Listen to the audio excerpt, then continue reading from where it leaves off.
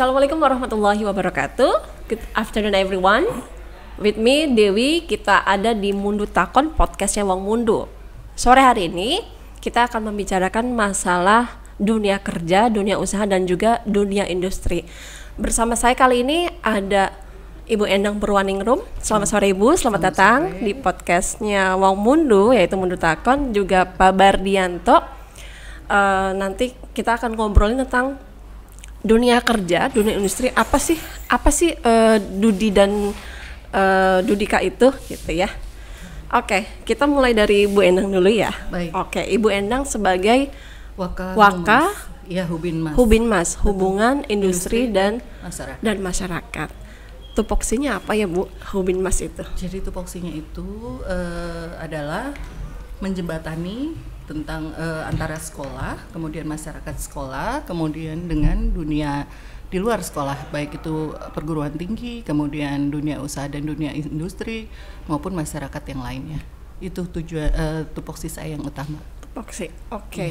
Kemudian ada staf-staf yang pastinya membantu Ibu di dalamnya ya? Iya. Ada berapa staf yang ada di Wakahubin Bu? Di Wakahubin itu ada yang pertama koordinator bursa kerja khusus. Itu yang membidangi tentang bagaimana nanti keterserapan lulusan dari Mundu ke dunia kerja, dan koordinator BKK kali ini dipegang oleh Pak Bardianto, ada di kanan saya. Okay. Kemudian untuk yang kedua bidang PKL, praktek kerja lapangan, yaitu untuk mencarikan anak-anak tempat magang di industri atau tempat PKL. Itu di bawah koordinator Ibu Uswatun, beliau kebetulan tidak hadir hari ini. Dan yang ketiga adalah PPID, jadi Pusat Informasi dan Data. Iya, itu dikoordinatori oleh Pak Sarifudin, kebetulan beliau juga berhalangan hadir sore hari ini. Jadi total ada 3 bidang. Ada 3 bidang. Betul. Ya. Oke, luar biasa ya Bu ya. Ibu Endang sendiri di Wakahubin itu sudah berapa lama Bu? Saya baru 2 tahun ini menjadi Wakahubin. Baru 2 tahun ini? Beserta Pak Bardi nih? Pak Bardi 2 tahun? Belum, kebetulan Pak Bardi ini direkrut baru di tahun ini, jadi mungkin baru beberapa bulan Pak Bardi. Oke, selamat bekerja ya Pak ya. Terima kasih. Oke, kemudian kalau di Wakahubin sendiri ada program unggulan nggak Bu? Dari Wakahubin sendiri untuk SMK 1 Mundu? Sebetulnya program unggulan sih tidak ya, tapi ini merupakan program reguler saja dari Wakahubin. Yang pertama adalah kita menempatkan anak PKL yang jelas ya kelas 12 sesuai dengan kurikulum pendidikan merdeka, itu nanti akan selama 6 bulan anak PKL di industri. Kemudian yang kedua adalah tadi mengenai BKK. Jadi kita membantu anak-anak menempatkan anak-anak atau lulusan dari Mundu untuk bekerja di industri di beberapa PT, dan kebanyakan alumni Mundu atau lulusan Mundu ini inginnya bekerjanya ke luar negeri, sehingga kita sebagai sekolah bekerja sama dengan beberapa perusahaan untuk memberangkatkan anak menjadi pekerja migran Indonesia di luar negeri. Tujuannya biasanya sih anak-anak ke Jepang atau ke Korea. Beberapa perusahaannya itu adalah yang pertama yang sudah bekerja sama lama dengan kami adalah LPK CIS, kemudian LPK Zen, kemudian ABI, kemudian ada beberapa yang baru seperti PT Saitama, kemudian juga Fujiwara, dan banyak lagi yang masih bekerja sama. Kemudian yang untuk ke Korea, kita berusaha anak-anak ini diikutkan dalam program G2G atau Government to Government Korea di sektor fishing. Itu untuk G2G, iya.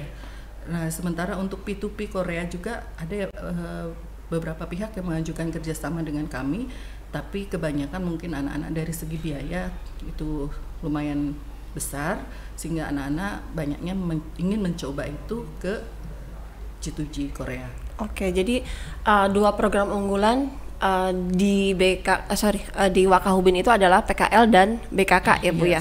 Dan iya maaf, satu lagi di PPID. PPID itu kita berusaha membangun image SMK Mundu melalui media sosialnya, dan alhamdulillah media sosial kami ini sudah mulai banyak followernya melalui Instagram, kemudian juga YouTube, dan juga websitenya Mundu itu sendiri, dan itu merupakan salah satu sarana untuk promosi sekolah juga ya Bu ya.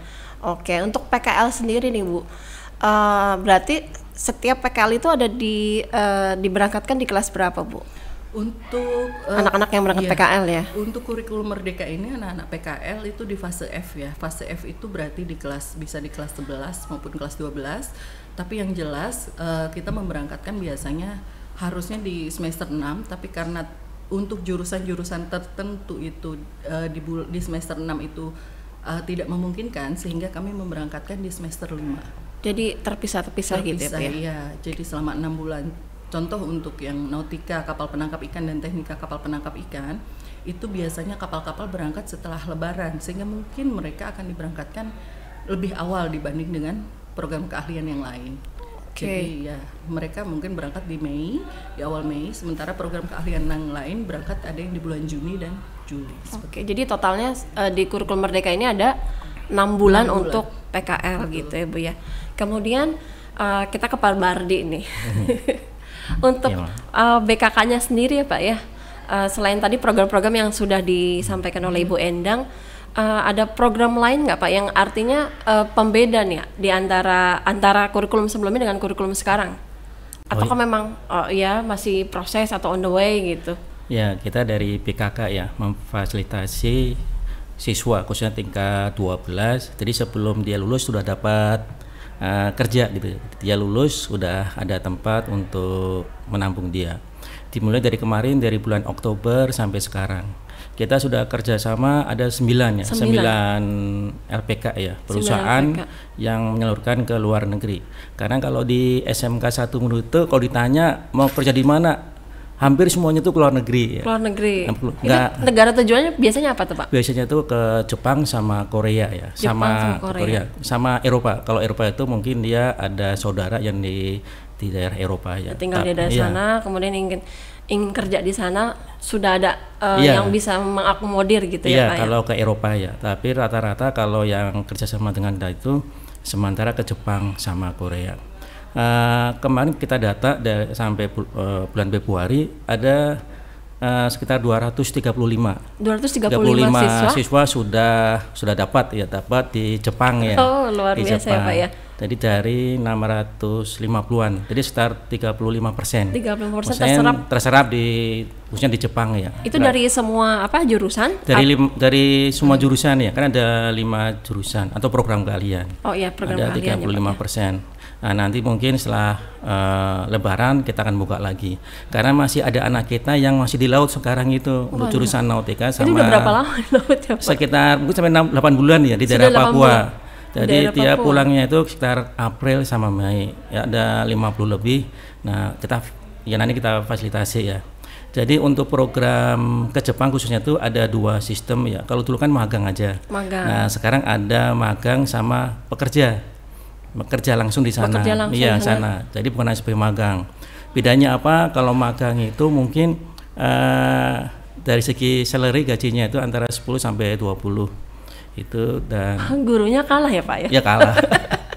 Kita bisa sampai. Terus kalau untuk yang kerja itu sampai di atas 20 lebih ya, 20 lebih sampai kemarin 38 juta itu. Oke. Memang kalau untuk yang kerja memang harus tinggi ininya syaratnya ya. Kalau untuk Jepang dia harus punya sertifikat N4 atau A4. Jadi sertifikat seperti TOEFL itu ya. Kalau dasar kan N5 ya, N5, N4 sampai N1. Minimal N4 sama dia punya sertifikat keterampilan khusus di bidangnya. Minimal 2 itu. Maka kan sertifikat khusus untuk sesuai dengan bidangnya di mana dia kerja. Itu minimal 2 itu. Namanya SSW sekarang itu ya. Nah, makanya agak susah itu. Tapi kita coba mulai tahun sekarang sudah ada lembaga yang memfasilitasi itu, Saitama sama Fujiwara. Kita coba, memang gajinya besar ya, dan anak ya kalau mau lewat pekerja atau disamakan dengan orang Jepang ya syaratnya itu ya. Itu. Kita usahakan mungkin itu terobosan untuk tahun sekarang, bukan magang tapi bisa juga untuk yang bekerja ya, SSW tadi di Jepang ya. Terus kita juga ke Korea ya, karena ada program G2G ya antara pemerintah dengan pemerintah yang 2 tahun kemarin off karena COVID ya Pak ya. COVID. Nah, kita dibuka lagi kemarin bulan Desember dan nanti akan dibuka lagi bulan Oktober. Dan peminatnya banyak itu Pak. Banyak sekali. Banyak banget. Karena kan Korea ya Pak ya. Ke Korea. Karena orang Indonesia. Iya, mungkin Cewek-cewek suka Indonesia, iya suka Korea. Suka Korea. Nah, di sana itu memang UMR-nya besar, 24 juta. UMR-nya 24 juta. Oh iya, di Cirebon sendiri 2.400.000. Iya. Sana 10 kali lipatnya. Iya, jadi kalau di sini kerja setahun, di sana kerja sebulan. Jadi anaknya inginnya ke sana, dan ini ada gelombang kedua bulan Oktober ya Bu Endang ya. Itu khusus untuk fishing ya, untuk fishing, dan insya Allah kalau anak kita ikut pasti keterima ini untuk yang G2G yang ke Korea ini, karena kita udah pengalaman, anak kita sudah berlayar minimal 6 bulan. Padahal di Korea hanya sudah punya basic ya Pak, punya basic ya. Sudah pengalaman di sana hanya one day fishing, berangkat pagi pulang malam. Jadi anak malah menikmati di sana, gaji besar yang Bu Endang ya, kita kalah, dia pulang, udah. Tapi kalau G2G itu sekitar 3 atau 4 tahun ya ininya kontraknya. Tadi yang magang 3 tahun, kalau untuk yang kerja itu sampai 5 tahun. Oh, minimal kontrak di awal 5 tahun. Iya, betul. That's why kenapa anak-anak sukanya keluar negeri ya Pak ya. Iya. Aduh, harusnya di dalam negeri dulu nih, kita cintai dulu nih dalam negeri sendiri nih. Tapi ya tadi salary yang ditawarkan mungkin tidak terlalu besar sehingga peluangnya enakan keluar negeri nih gitu. Memang dari kita ya, dari pihak pembina atau guru, selagi masih muda silakan terbang kemana-mana gitu ya. Nanti balik lagi gitu. Jangan hanya di Cirebon dengan UMR sekian kan, silakan cari kemana-mana. Dan memang rata-rata begitu, anak kita sudah punya apa tuh mindsetnya. Kalau ke STMPL, ke SMA 1 pasti ke luar negeri. Dan memang peluang gitu ya, dan peluangnya besar, dan banyak negara Jepang khususnya ya, perusahaan yang inginnya dari lulusan Mundu. Oh gitu. Ya, kemarin dari Saitama dari Cilacap itu ya ke sini, orang Jepang ke sini, dan nanti bulan Maret ya ke sini lagi. Iya, tanggal 25 akan Masya Allah, ya luar biasa. Ya, langsung dari Jepangnya itu merekrut langsung. Jadi mereka langsung yang turun tangan untuk bisa menseleksi, wawancara dan seleksi. Luar biasa. Itu ada syarat khusus nggak, misalnya apakah fisiknya harus tinggi, badannya harus berapa, kurusnya, atau harus malah berat badannya ideal apa enggak gitu? Itu ada? Ada. Kenapa harus ada syarat-syarat? Karena nanti terkait dengan bidang pekerjaan mereka.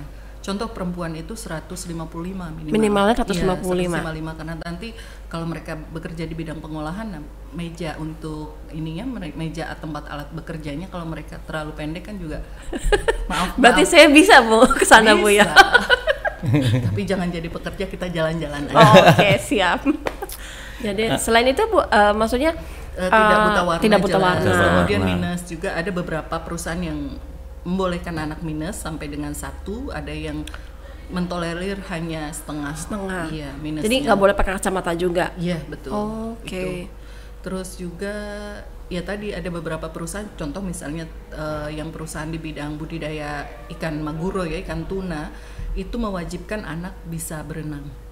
Wajib berenang dan menyelam. Sehingga itu kebanyakan yang direkrut adalah anak-anak laki-laki jurusan nautika. Kebetulan kemarin itu hasil seleksi ada anak kita yang ternyata dia sanggup menyelam tanpa alat itu sampai kedalaman 10-20 meter. Luar biasa, padahal kita 4 meter ini udah ngap banget ya Pak ya. Makanya nanti 20 meter luar biasa ya. Itu kami mewajibkan anak-anak itu untuk bisa berenang, karena memang itu salah satu permintaannya banyak dari Jepang untuk yang bidang maguro ini. Dan kebetulan di kami ini punya namanya Diklat Keterampilan Pelaut. Apa tuh Bu? Nah, Diklat Keterampilan Pelaut itu salah satu badan usaha di SMK Mundu. Di situ kita tidak hanya mengeluarkan sertifikasi untuk pelaut yang sertifikasi keterampilan ya, yang berupa BST, tapi juga kita mengeluarkan tadi mungkin nanti melatih anak-anak untuk berenang dan bahkan memungkinkan kedepannya untuk selam. Oh gitu. Ya, untuk ada, karena permintaan selam juga yang bisa menyelam maksudnya ya, itu di Jepang tinggi. Sehingga anak-anak nautika itu nanti atau teknika kami harapkan bisa mengikuti pelatihan tersebut.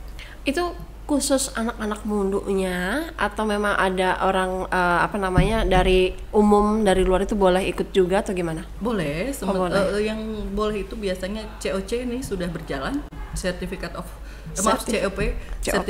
of Provinsi atau sertifikat keterampilan pelaut. Itu BST kita selain untuk siswa Mundu, kita juga ada untuk pihak luar. Dan ke depan mungkin ada sertifikat-sertifikat lain yang di-approval oleh perhubungan yang mungkin bisa diikuti oleh masyarakat luar. Itu pesertanya banyak nggak Bu? Maksudnya sekali melakukan training itu apakah menerima ribuan gitu? Kita kapasitas kita mungkin hanya 3 kelas ya? Ya 3 kelas ya, per kelas itu 24 ya. Itu tidak ada waktu yang ditentukan misalnya kapan atau bebas aja atau gimana? Bebas sesuai kuota ya. Yang penting maksimal per kelas 24 orang itu selama 9 hari. Dan sudah standar IMO ya, International Maritime Organization tadi. Jadi kalau mau ke laut harus punya buku pelaut. Buku pelaut harus punya sertifikat BSD standar internasional tadi. Nah, kita alhamdulillah dari tahun 2005 sampai sekarang ya masih diberi approval dari perhubungan laut ya untuk menjalankan diklat tadi, keterampilan berlaut. Oke, kalau yang dari umum Pak, ada nggak sih syarat khusus umur bahwa minimalnya harus sekian? Ada yang 60 masih boleh ikut? Oh bebas ya, bebas. Kalau maksimal itu. Oh gitu. Ya. Bebas. Yang penting minimal dia adalah 16 atau menuju 17 dan minimal syaratnya ijazahnya adalah SMP paling rendah. SMP. Dan harus punya KTP ya Pak? Pasti. Kalau untuk yang siswa sendiri itu cukup kartu pelajar dan gitu. ijazahnya ya mungkin mereka masih pakai ijazah SMP. Nah ini salah satu bentuk Hubin juga kan mewajibkan anak-anak khususnya yang bagi taruna yang mau PKL di laut itu wajib memiliki BST, sehingga kami mewajibkan kepada orang tua itu untuk taruna kelas 11 mengikuti pelatihan BST untuk keselamatan mereka juga. Itu jadi nanti setelah kita mereka setelah selesai melakukan pelatihan itu yang didapatkan itu adalah sertifikat. Betul. Nah itu sertifikat itu banyak manfaatnya. Selain satu untuk PKL, nanti mereka setelah lulus dari sini mereka juga kan nanti ada uji komnya kita bekerja kita uji komnya menggunakan skema BNSP dan itu juga nanti digunakan untuk anak pada saat mereka mengikuti G2G Korea. Itu yang membuat anak-anak Mundu itu punya nilai plus buat sehingga banyak perusahaan yang ingin udah percaya gitu ya Bu ya, karena sudah pasti udah bagus banget nih karena mereka sudah dapat training juga ya. Dan bahkan juga kemarin saya pulang dari Makassar, kita ini SMK Mundu ini akan dipercaya menjadi tempat pelatihan upskilling dan reskilling untuk guru-guru, khususnya guru-guru nautika dan teknika itu untuk mengambil sertifikat di Mundu. Jadi maksudnya semua guru-guru nautika dan teknika seluruh Indonesia akan diseleksi melalui, kalau tidak salah SIM PKB atau SILAUT ya, melalui sistem. Melalui sistem PKB. Nah, kemudian mereka nanti yang terdata 24 yang awal ini di tahun ini adalah 24 guru nautika dan 24 guru teknika se-Indonesia untuk bisa melaksanakan pelatihan di SMK 1 Mundu. Luar biasa. Harus ini kita harus bangga banget ya jadi warga SMK 1 Mundu. Alhamdulillah. Ini betul kata Bu Endang ya. Kita memang bukan hanya sekarang. Saya ingat dulu saya masuk tahun 2001 ya. Ada pelatihan guru-guru Indonesia di sini. Malah diasramakan. 2001 itu 22 22 tahun yang lalu ya. Ini termasuk saya pesertanya ini. Seluruh Indonesia ke sini diasramakan. Kita punya asrama ya. Kita asrama yang cukup megah lah. Diasramakan ya alhamdulillah 2-3 tahun pelatihan. Nah, sekarang mau ada lagi Bu Endang ya itu. Ya semoga SMK 1 Mundu terus berkembang ya dan bisa dimanfaatkan oleh bukan hanya warga kita tapi juga yang lainnya. Apalagi kita kan sudah BLUD ya. Jadi BLUD itu Badan Layanan Umum Daerah. Dan kita sudah termasuk dari SMK Jawa Barat ada 35. Kita termasuk ya khususnya untuk bidang kemaritiman ya. Jadi fasilitas sekolah bisa dimanfaatkan oleh semua, bukan hanya oleh sekolah tapi oleh warga sekitar ya, secara legal sudah diakui ya. Untuk BLUD tadi. Dan untuk yang buku laut atau sertifikat itu tuh ada masa kadaluarsanya nggak Bu, barangkali anak-anak yang sudah melakukan training gitu? Iya betul.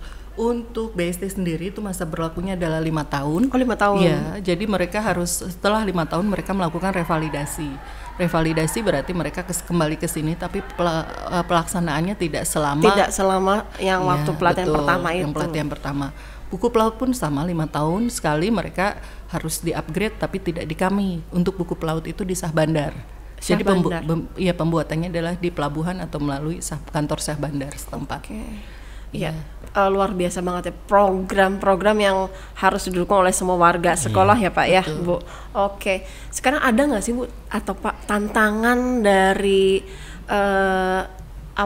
dari dunia luar untuk harus yang bisa dicarikan solusinya, atau tantangan terberat deh untuk Wakahubin sendiri untuk yang bidang PKL, bidang BKK, itu kira-kira tantangan terberatnya apa tuh? Yang menarik ya, kemarin ada yang dari LPK dia nerima di Jepang. Setelah setahun dari pihak perusahaan akan memberikan pelatihan kursus untuk menyelam gitu ya, di Jepangnya, setahun ya. Untuk di kapal selama 2 tahun kerja, dia akan dikursuskan untuk navigasi, untuk bawa kapal. Itu menarik. Bawa kapal? Iya, bawa kapal. Jadi seperti punya SIM gitu ya. Kalau SIM C kan untuk motor, SIM A, ini ada SIM buat bawa kapal.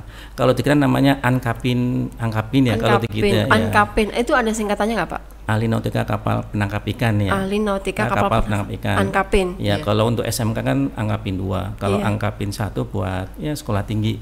Gitu. Jadi mereka punya SIM yang nanti bisa buat bawa kapal sendiri. Bawa kapal. Luar biasa. Itu syarat jadi seorang calon mualim atau perwira atau nagoda harus punya angkapin tadi. Kalau untuk bagian mesin namanya atkapin, ahli teknika kapal penangkap ikan.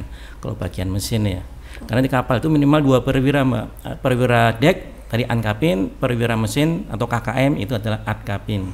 Kalau untuk kapal ikan ya, kalau untuk kapal niaga ANT ya, ANT. Kalau mesin ATT. Oke, ada nggak sih syarat nggak boleh mabokan gitu? Mabuk mah biasa Mbak ya. Harus minum obat.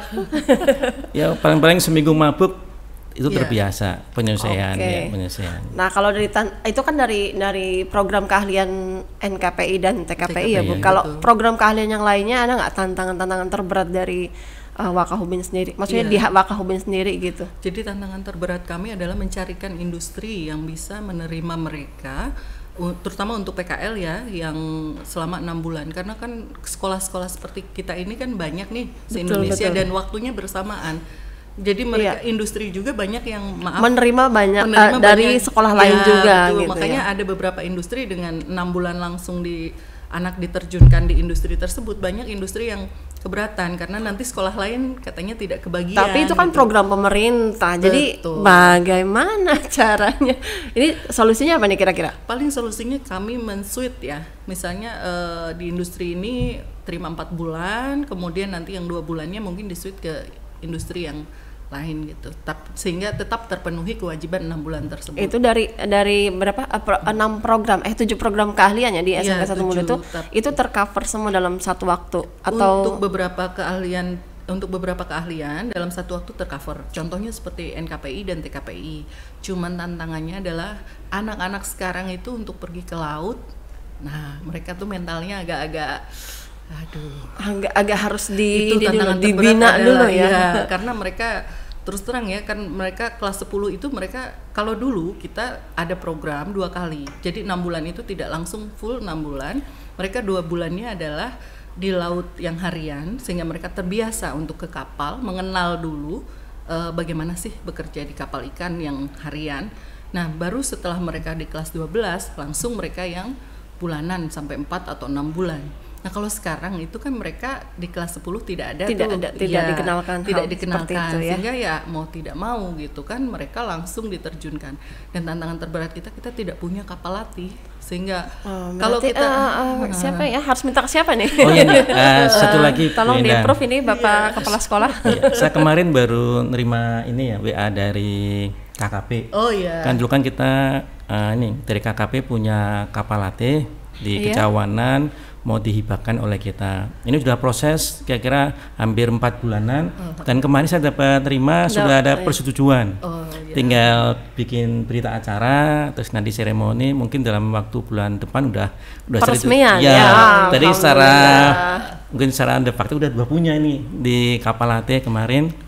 Tapi ya kecil lah, tapi bisa untuk latihan olah gerak, simulasi kecil-kecilan lah. Iya. Karena kita juga punya simulator ya, simulator kapal. Kapal ya. Nah, kita punya kapal aslinya.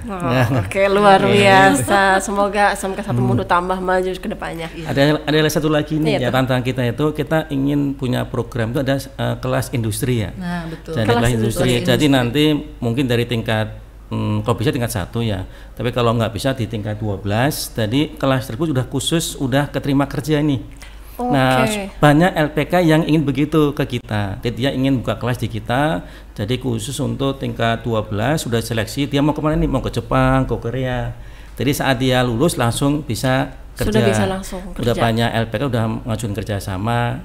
Insya Allah mulai tahun ini ya Bu Endang ya, atau akhir tahun sekarang untuk yang tingkat 11 sekarang kita sudah bisa buat ya kelas-kelas industri ya. Jadi lulus udah punya ini sertifikat lagi ya. Ya, sertifikat dan dia udah ada tempatnya gitu loh. Jadi dia masih sekolah tapi udah punya tempat kerja. Jadi nggak usah bingung lagi. Yang saya tahu ya di SMK Satu Mundu juga ada program keahlian teknik mesin dan NKN ya Bu ya, Nautika Kapal Niaga ya. Itu baru di angkatan kedua ya. Betul. Baru angkatan kedua. Itu sama nggak sih artinya program yang di NKPI TKP itu dengan yang di NKN itu kan sama-sama nautikanya gitu tuh Bu.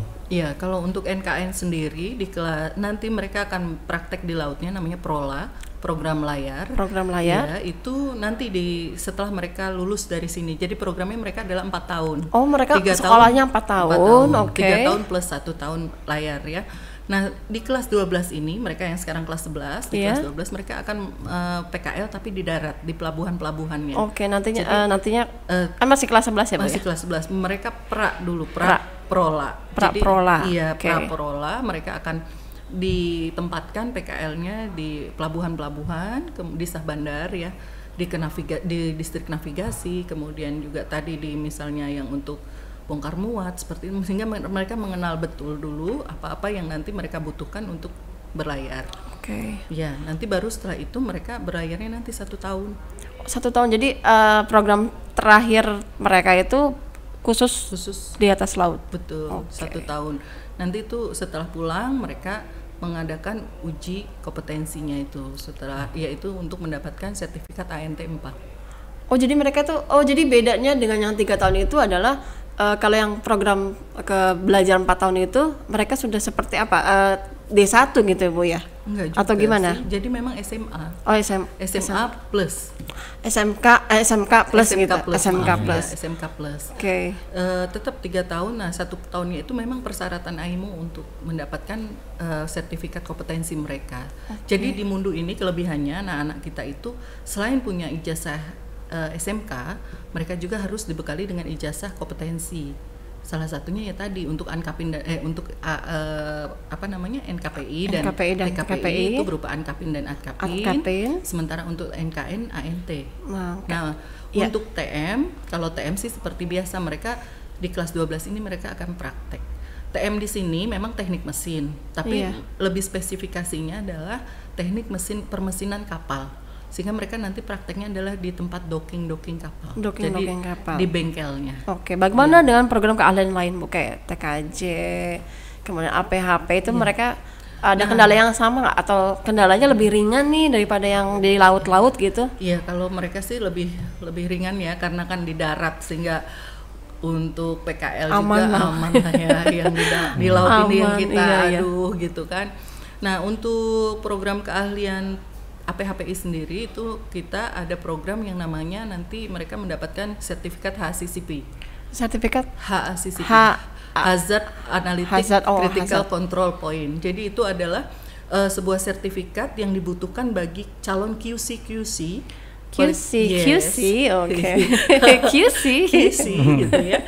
QC itu quality control ya, di bidang pengolahan perikanan di pabrik-pabrik, sehingga kalau mereka lulus dari sini memiliki tadi HACCP ya, gaji mereka dan posisi mereka di pabrik itu bukan lagi buruh tapi mereka sudah mulai masuk sudah punya level bergengsi berarti ya Bu.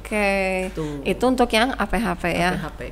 Berarti sama diikutin dengan yang APAT juga, TKJ juga. Iya, TKJ sendiri untuk sertifikasinya mereka mungkin kebetulan saya bukan orang TKJ, jadi saya takut nanti ini ada yang salah barangkali Pak Bardi tahu tentang TKJ gitu? Atau harus ini manggil narasumber lain? Narasumber yang lain nanti mungkin ya. Oke. TKJ. Nanti panggil aja ini Pak Tatang ya. Pak Tatang, oh iya. Dia Pak kan Tatang. sebagai Betul sekali. ini ya Kaproli TKJ, Kaproli ya. TKJ. Dia lebih. Iya, nanti mungkin di episode berikutnya ada Iya, Pak betul. Tatang. Pak Tatang nanti ditunggu di episode Iya. berikutnya ya. Siap. Panggil aja 7 program keahlian. Oh iya, semua sesuai. dipanggil. Iya, panggil. Jadi Maknya biar tahu. kurang, Bu. Iya.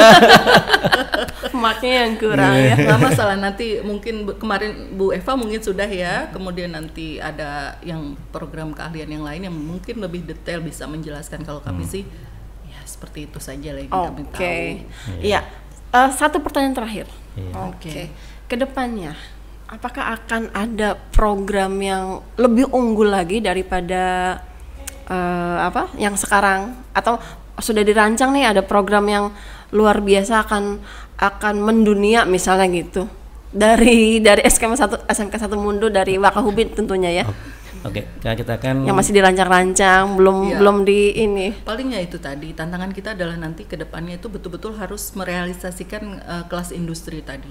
Kalau bisa kita itu contohnya ya untuk TKJ misalnya nih, kita menggandeng perusahaan apa gitu kan di bidang TKJ. Nah, kelasnya itu betul-betul mini pabriknya mereka ada di sini Iya, kita. oke. Gitu. Tadi Jadi, kelas industri tadi ya, Bu ya. kelas industri tadi. Sementara untuk yang jurusan lain pun saya berpikirnya seperti Berharap, itu sama oke. berharapnya Jadi itu gitu. harapan Kedepannya, kita semua ya, Bu ya. betul. Ada kelas industri yang nanti menjadikan SMK 1 Mundo itu luar biasa, benar-benar kayak sekolah industri ya, Bu, akhirnya jadinya. Luar biasa. Ada harapan lain?